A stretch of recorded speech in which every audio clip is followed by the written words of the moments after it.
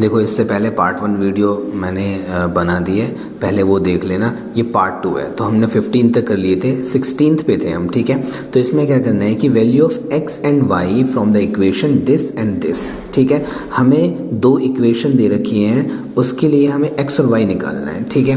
करेंगे कैसे, देखो x minus Y is equal to 3 दे रखा है, x by 3 plus Y by 2 is equal to 6 दे रखा है, ठीक है। सबसे पहले मैं ये जो नीचे डिनोमिनेटर है ना, इसे ख़त्म करूँगा। तो इसका एलसीएम 6 आ जाएगा, 3 2 ज़ा 2 पे जा रहा है तो 2x आ जाएगा, 2 3 ज़ा 3 पे जा रहा है तो 3y आ जाएगा, 6 वहाँ जाकर मल्टीप्लाई हो जाएगा तो 36 हो जाएगा। तो देखो ये मतलब अब डिनोमिनेटर में कुछ नहीं बचा, ठीक है। अच्छा अब देखो यहाँ पर तो तुम्हारे पास x minus Y is equal to 3 है, यहाँ पर 2x plus 3y is equal to 36 है। तो मैं एलिमिनेशन मेथड से करूँगा, ठीक है। कौन से मेथड से, एलिमिनेशन मेथड से करूँगा। एलिमिनेशन मेथड में क्या होता है कि एक या तो x को काट दो या फिर y को काट दो। तो देखो x के साथ यहाँ पर तो 2 है और यहाँ पर x के साथ कुछ भी नहीं है, तो मैं पूरी की पूरी इक्वेशन को 2 से मल्टीप्लाई कर दूंगा। तो x minus 3 is equal to X minus Y is equal to 3 को 2 से मल्टीप्लाई कर दिया। 2 को x से करा तो 2x और 2 को y से करा तो 2y और 2 को 3 से करा तो 6, ठीक है। अब ये हो जाएगी मेरी इक्वेशन 1 और ये हो जाएगी मेरी इक्वेशन 2 हो जाएगी, ठीक है।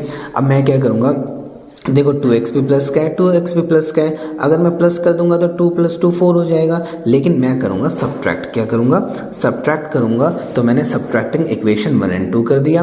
तो पहले मैंने ये वाली इक्वेशन रख दी, चाहे फिर ये वाली इक्वेशन रख दी, चाहे तुम ये वाली रख दो ये वाली रख दो, कोई फ़र्क नहीं पड़ता।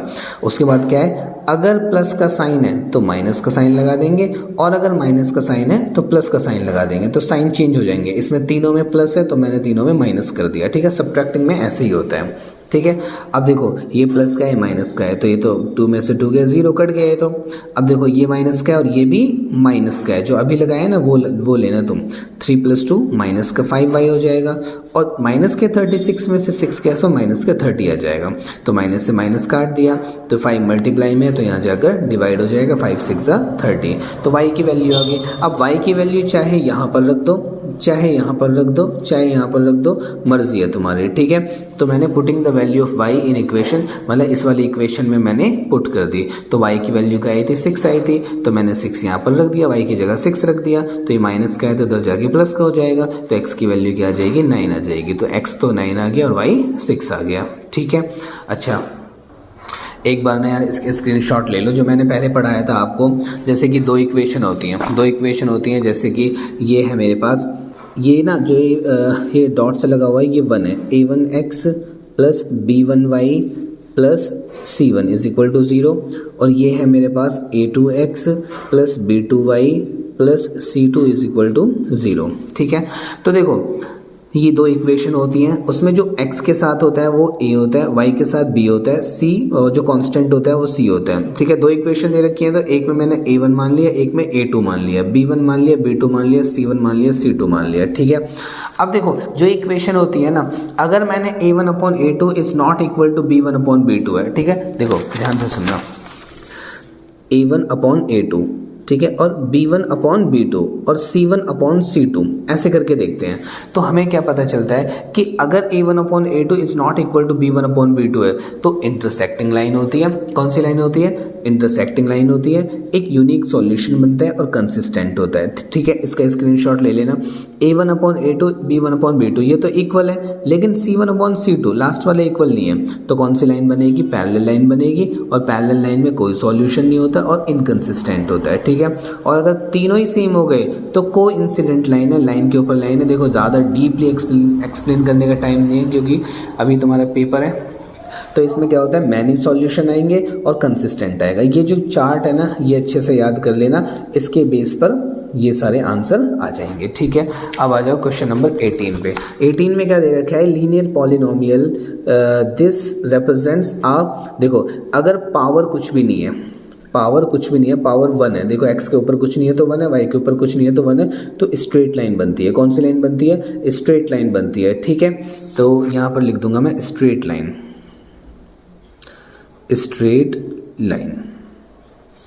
ठीक है। उसके बाद अब आ जाओ क्वेश्चन नंबर 19 पे, फॉर व्हाट वैल्यू ऑफ के does the pair of linear equation this and this has unique solution. देखो मैंने अभी बताया था ना तुम्हें, यूनिक सॉल्यूशन कब आता है, जब a1/a2 is not equal to b1/b2 है। ठीक है, बहुत ध्यान से देखना, मेरे पास क्या दे रखा है, एक इक्वेशन ये दे रखी है, एक इक्वेशन ये दे रखी है। तो x के साथ जो होता है वो a1 होता है, y के साथ जो होता है वो b1 होता है, और जो कांस्टेंट होता है वो c1 होता है।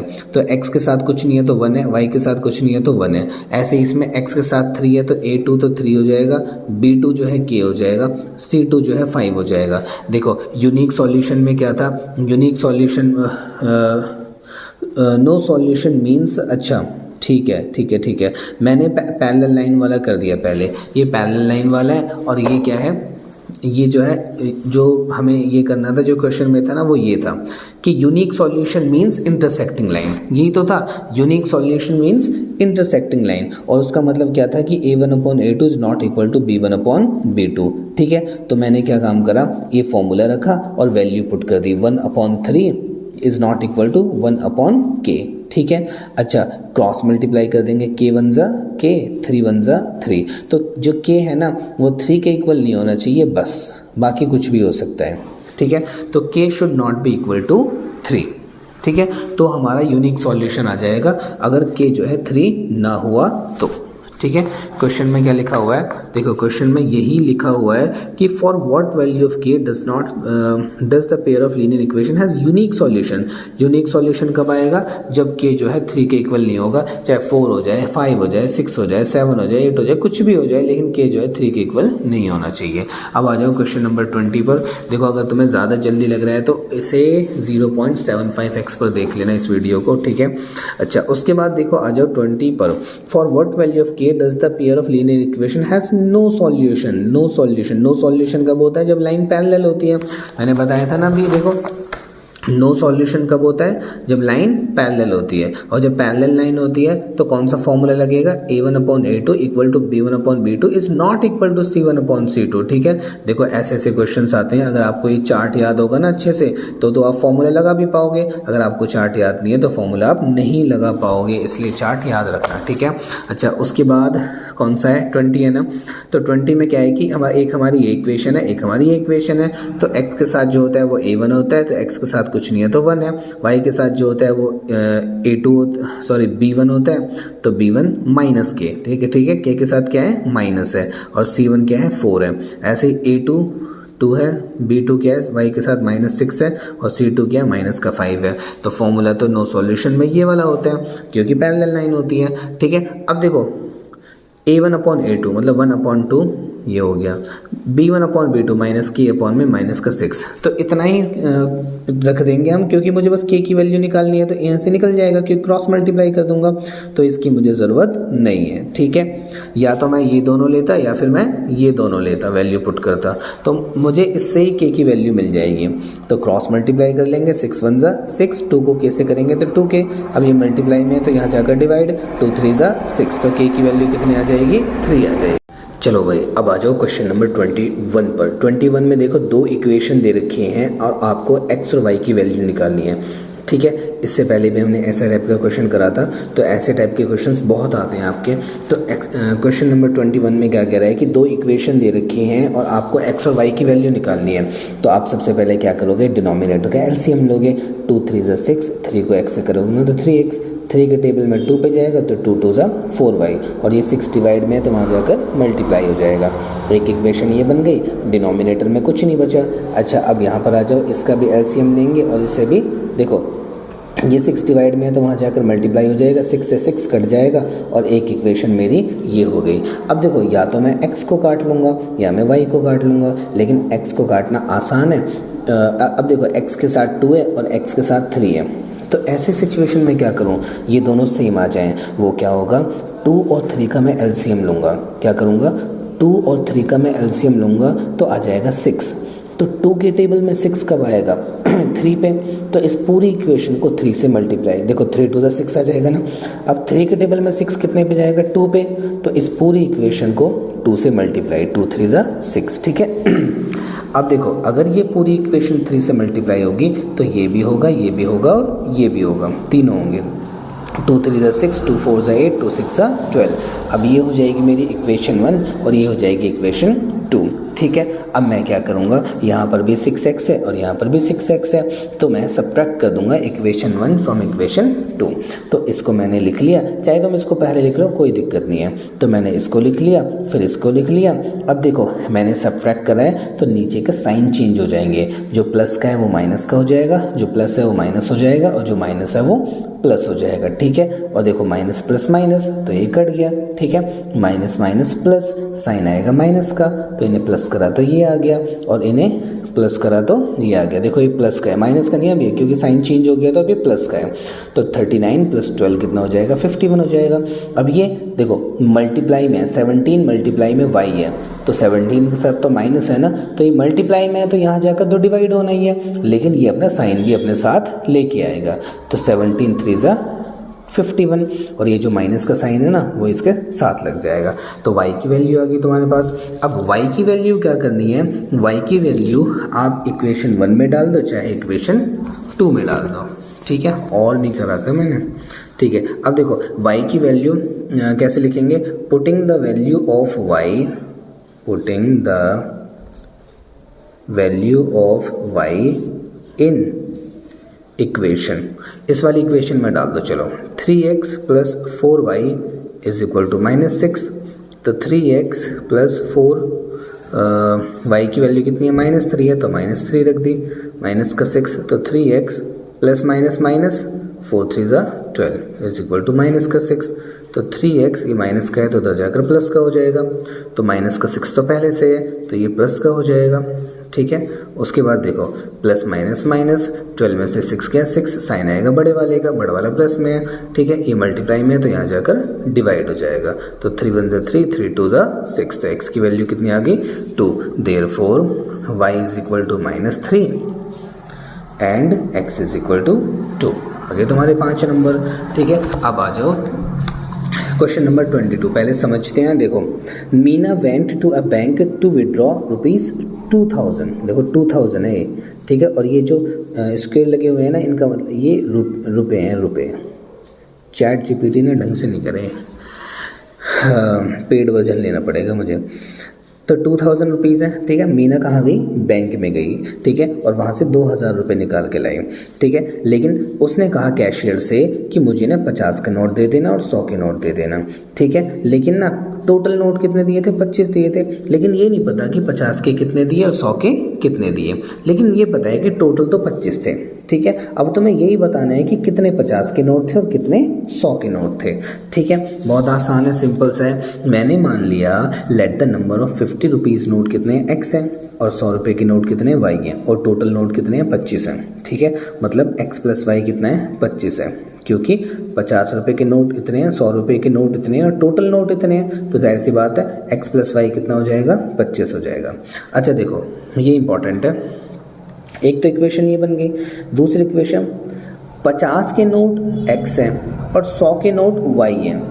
मान लो 50 के नोट 20 हैं, तो 20 को 50 से करा तो कितना आ गया 1000 आ गया, और 100 के नोट 10 हैं तो 100 को 10 से करा तो 1000 आ गया, तो 1000 + 1000 2000 आ गया। तो कहने का मतलब ये है कि अगर मैंने रुपीज़ को नंबर ऑफ नोट्स से मल्टीप्लाई कर दिया तो टोटल कीमत आ जाएगी। ठीक है, अब देखो मैंने इसमें से 50 कॉमन ले लिया, क्योंकि ये भी 50 से कट रहा है और ये भी 50 से कट रहा है, तो मैंने 50 कॉमन ले लिया, तो 50 तो यहाँ से निकल ही गया, और यहाँ पर 50 दूनी 100, मतलब यहाँ से भी 50 कॉमन आ गया। तो ये 50 कॉमन आ गया तो ये मल्टीप्लाई में है, तो यहाँ जाकर डिवाइड हो जाएगा, तो इसे काटाकुटी करेंगे तो 40 आ जाएगा, और ये x + 2y as it is चलता रहेगा। ठीक है, और ये हो जाएगी मेरी इक्वेशन 1 और ये हो जाएगी इक्वेशन 2। ठीक है, अच्छा उसके बाद क्या करना है आपको, वही सब्ट्रैक्ट इक्वेशन 1 फ्रॉम इक्वेशन 2। अब देखो यहाँ पर भी x है और यहाँ पर भी x है, तो ये तो बिना एलसीएम निकाले बिना मल्टीप्लाई करे आराम से कट जाएंगे। ठीक है, तो क्या आ जाएगा मेरा, देखो ये इक्वेशन 1 और इक्वेशन 2, तो x प्लस का है, सब्ट्रैक्ट करा है तो नीचे के साइन चेंज हो जाएंगे, तो ये प्लस है तो माइनस, प्लस है तो माइनस, प्लस है तो माइनस, तो ये कट जाएगा। अब देखो माइनस का 2 है और प्लस का y है, तो ये माइनस प्लस तो माइनस होता है, तो 2 में से 1 गया, 1 बचा, लेकिन साइन आएगा बड़े वाले का, 2 बड़ा है ना तो इसका साइन आएगा।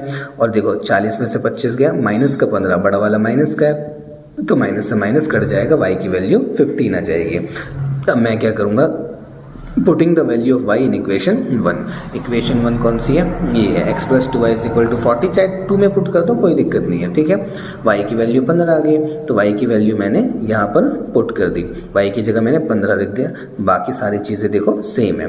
तो 15 दूनी 30, 30 प्लस का है तो वहाँ जाकर माइनस का हो जाएगा, 40 में से 30 का है 10, तो x कितना आ जाएगा 10, y आ जाएगा 15, ठीक है। बहुत आसान है ना। अब देखो क्वेश्चन नंबर 23 में क्या कह रहा है, if we add 1 to the numerator. देखो अगर आपको ज़्यादा जल्दी लग रहा है ना कि मैं जल्दी जल्दी बढ़ा रहा हूँ, तो आप ना 0.75x पे कर लो वीडियो, ताकि मेरी स्पीड थोड़ी हल्की हो जाए। मैं इसलिए बढ़ा रहा हूँ क्योंकि एग्ज़ाम आने वाला है और मुझे सारे क्वेश्चंस कराने हैं, ठीक है। तो और अगर आपको ज़्यादा स्लो लग रहा है तो आप 1.5x पे कर लो, ठीक है। तो अब YouTube पे तो स्पीड से पढ़ाना और कम पढ़ाना ये मैटर नहीं करता, तुम कम ज़्यादा कर सकते हो अपने हिसाब से। अब देखो, if we add 1 to the numerator and subtract 1 from denominator. अब देखो न्यूमरेटर डिनोमिनेटर क्या होता है, तो फ्रैक्शन होता है ना, फ्रैक्शन देखा है आपने, तो ऊपर वाला न्यूमरेटर होता है और नीचे वाला डिनोमिनेटर होता है। तो मैंने मान लिया कि भाई, अभी कौन सा क्वेश्चन है, 23 क्वेश्चन है। मैंने मान लिया कि भाई जो न्यूमरेटर है ना वो x है और डिनोमिनेटर जो है वो y है। तो क्वेश्चन में क्या कह रहा है कि अगर if we add 1 to the numerator, मतलब न्यूमरेटर में मैंने 1 ऐड कर दिया, एंड सब्ट्रैक्ट 1 फ्रॉम डिनोमिनेटर, और डिनोमिनेटर में से 1 मैंने माइनस कर दिया, तो क्या बन गया, बताओ। अ फ्रैक्शन रिड्यूसेस टू 1, तो फ्रैक्शन क्या बन गया, 1 बन गया, ठीक है। एक इक्वेशन तो ये बन गई। अब दूसरी आ जाओ, इट बिकम्स 1/2, फ्रैक्शन जो है 1/2 बन गया। कब बन गया, if we only add 1 to the denominator, सिर्फ हम डिनोमिनेटर में 1 ऐड कर रहे हैं, तो फ्रैक्शन क्या बन गया, 1/2 बन गया। तो एक इक्वेशन ये हो जाएगी। पहले वाले में उसने न्यूमरेटर में भी 1 ऐड करा है, डिनोमिनेटर में से 1 माइनस करा है, और दूसरे वाले में सिर्फ और सिर्फ डिनोमिनेटर में 1 ऐड करा है, ठीक है। I hope you are getting my point. अब देखो y-1 को 1 से मल्टीप्लाई करूंगा तो y-y आ जाएगा, ठीक है। अब देखो y प्लस का है तो यहाँ पर आकर माइनस का हो जाएगा, ये प्लस का है तो यहाँ पर आकर माइनस का हो जाएगा, और ये माइनस का 1 ऑलरेडी माइनस का 1 ही है, ठीक है। तो माइनस माइनस प्लस तो माइनस का 2 आ जाएगा, ये इक्वेशन 1 हो जाएगी, ठीक है। यहाँ पर क्रॉस मल्टीप्लाई कर देंगे, 2 को x से करेंगे तो 2x आ जाएगा, y+1 को 1 से करेंगे तो y+1 आ जाएगा। अब तुम्हें पता है कि x और y तो एक तरफ हो जाते हैं, कॉन्स्टेंट एक तरफ हो जाते हैं, तो ये 2x तो एज इट इज़ रहेगा, और ये प्लस का y है, यहाँ पर आकर माइनस का y हो जाएगा, और ये प्लस का 1 है, ये 1 रहेगा, तो ये हो जाएगी मेरी इक्वेशन 2। अब आपको पता है, देखो इसमें 2x है, इसमें x है, तो सेम तो है नहीं, लेकिन देखो y सेम है, y यहाँ पर भी अकेला है, y यहाँ पर भी अकेला है, तो कुछ करने की ज़रूरत नहीं है, डायरेक्ट सब्ट्रैक्ट इक्वेशन 1 एंड 2। अब की बार हम y को काटेंगे, बहुत दिनों से x हंस रहा है ना, और सॉरी y हंस रहा है ना, x को काट देते थे हम, अब की बार हम y को काटेंगे, ठीक है। कैसे काटेंगे, देखो सब्ट्रैक्ट करेंगे तो नीचे के साइन चेंज हो जाएंगे, ये प्लस का है तो माइनस, माइनस है तो प्लस, प्लस है तो माइनस, ठीक है। तो ये प्लस माइनस माइनस, y से y कट गया। अब देखो माइनस के 2 से प्लस का 1 माइनस करेंगे तो माइनस का 1 आ जाएगा, क्योंकि माइनस प्लस माइनस, 2 में से 1 गया 1, साइन आएगा बड़े वाले का, ठीक है। और ये दोनों माइनस के हैं तो माइनस माइनस प्लस होता है, तो 2 और 1 3 हो जाएगा, लेकिन साइन आएगा माइनस का, तो माइनस से माइनस कट गया, x की वैल्यू कितनी आ गई, 3 आ गई। अब x की वैल्यू चाहे तुम इक्वेशन 1 में डाल दो, चाहे इक्वेशन 2 में डाल दो। तो putting the value of x in equation 1, तो इक्वेशन 1 थी, तो मैंने x की वैल्यू कहाँ पुट कर दी, यहाँ पुट कर दी। तो ये प्लस का 3 है तो वहाँ जाकर माइनस का 3 हो जाएगा, तो माइनस माइनस प्लस होता है, साइन आएगा माइनस का, 3 और 2 5 हो जाएगा, माइनस से माइनस कट जाएगा, y की वैल्यू 5 आ जाएगी, और तुम्हारे भी 5 नंबर आ जाएंगे। अच्छा, फ्रैक्शन क्या था, x/y था, न्यूमरेटर अपॉन डिनोमिनेटर, तो x तो मेरा 3 था तो मैंने 3 ऊपर लिख लिया, y मेरा 5 था तो y मैंने 5 लिख दिया, और ये मेरा आंसर आ जाएगा, ठीक है। अब आ जाओ क्वेश्चन नंबर 24 पे आ जाओ। अब देखो क्वेश्चन नंबर 24 में क्या कह रहा है, a fraction becomes 9/11 if 2 is added both numerator and denominator, मतलब ऊपर वाले नंबर में भी 2 ऐड करना है और नीचे वाले नंबर में भी 2 ऐड करना है, तो फ्रैक्शन क्या बन जाएगा, 9/11। If 3 is added to both numerator and denominator, और अब की बार ऊपर वाले में भी 3 ऐड करना है, नीचे वाले में भी 3 ऐड करना है, तो फ्रैक्शन क्या बन जाएगा 5/6। और फ्रैक्शन बताओ, तो आसान है, बहुत आसान है, सेम ऐसे ही, बस थोड़ा सा कैलकुलेटिव है, ठीक है। तो मैंने न्यूमरेटर को x मान लिया, डिनोमिनेटर को y मान लिया, तो अकॉर्डिंग टू क्वेश्चन न्यूमरेटर में भी 2 ऐड करना था, डिनोमिनेटर में भी 2 ऐड करना था, न्यूमरेटर में भी 3 ऐड करना था, डिनोमिनेटर में भी 3 ऐड करना था। तो टेंशन लेने की ज़रूरत नहीं है, क्रॉस मल्टीप्लाई कर दो, 11 को इससे मल्टीप्लाई कर देंगे और y+2 को 9 से मल्टीप्लाई कर देंगे। 11x है 11x, 11 को 2 से करेंगे तो 22, 9 को y से करेंगे तो 9y, 9 को 2 से करेंगे तो 18। और आपको क्या पता है, बताओ क्या बताओ, x और y एक तरफ हो जाएंगे और कांस्टेंट एक तरफ हो जाएंगे। तो 11x यहाँ पर रहेगा और ये प्लस का 9y है ना, यहाँ पर आकर माइनस का 9y हो जाएगा, और ये प्लस का 18 है ना, तो ये एज इट इज रहेगा, और ये प्लस का 22 है, वहाँ जाकर माइनस का हो जाएगा। 18 में से 22 गया, माइनस का 4 आ जाएगा, और ये हो जाएगी मेरी इक्वेशन 1, ठीक है। ऐसे ही यहाँ पर क्रॉस मल्टीप्लाई करो और ऐसे ही सॉल्व करते करते इक्वेशन 2 आ जाएगी। अब देखो, अब बहुत ध्यान से देखना, यहाँ पर x के साथ 6 है, यहाँ पर x के साथ 11 है, आपको तो ये सेम करना होगा। तो 6 और 11 का मैं एलसीएम ले लूँगा। 6 और 11 का एलसीएम पता है कितना आएगा, 66। तो कहने का मतलब ये है कि इस पूरी इक्वेशन को 6 से मल्टीप्लाई कर दूंगा, इस पूरी इक्वेशन को 11 से मल्टीप्लाई कर दूंगा, क्योंकि 11 6 = 66 और 6 11 = 66, ठीक है। तो मैंने multiply equation 1/6 and multiply equation 2/11, तो मैंने ये कर दिया, ठीक है। अब देखो 66x आ गया, 66x आ गया, तो ये हो जाएगी मेरी इक्वेशन 1 और ये हो जाएगी मेरी इक्वेशन 2 हो जाएगी, ठीक है। अब सब्ट्रैक्ट कर दे इक्वेशन 1 और 2 को, तो मैंने सब्ट्रैक्ट कराए तो नीचे के साइन चेंज हो जाएंगे, ये प्लस है तो माइनस, माइनस है तो प्लस, माइनस है तो प्लस, तो ये कट जाएगा। तो 55 में से 54 गया तो 1 बच जाएगा, तो एक y बचा, और 33 में से 24 गया 9 बच जाएगा, तो y की वैल्यू कितनी आ गई, 9 आ गई। अब 9 जो वैल्यू आई है y की, चाहे वो इक्वेशन 1 में रख दो चाहे 2 में रख दो, ठीक है। अच्छा यहाँ पर रख दो इक्वेशन 1 एंड 2।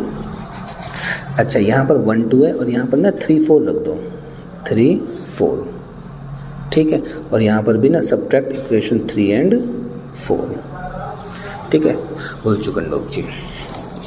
तो अभी देखो, putting the value of y in equation 1, जो इक्वेशन 1 थी ना 11x - 9y = -4, यहाँ पर मैंने y की वैल्यू रख दी, y की वैल्यू 9 थी, तो मैंने y की जगह क्या रख दिया, 9 रख दिया। बाकी देखो सारा का सारा सेम है, तो 9 9 = 81, 81 माइनस का है तो वहाँ जाकर प्लस का हो जाएगा। देखो माइनस का 4 था, वो मैंने माइनस का 4 ही रहने दिया, लेकिन ये माइनस का है तो वहाँ जाकर प्लस का हो गया, तो 81 में से 4 गया 77 बचा, ये 11 मल्टीप्लाई में तो यहाँ जाकर डिवाइड हो जाएगा, तो 11 × 7 = 77। तो x तो 7 आ गया, y 9 आ गया, फ्रैक्शन क्या बन जाएगा 7/9, और आ जाएंगे तुम्हारे 5 नंबर।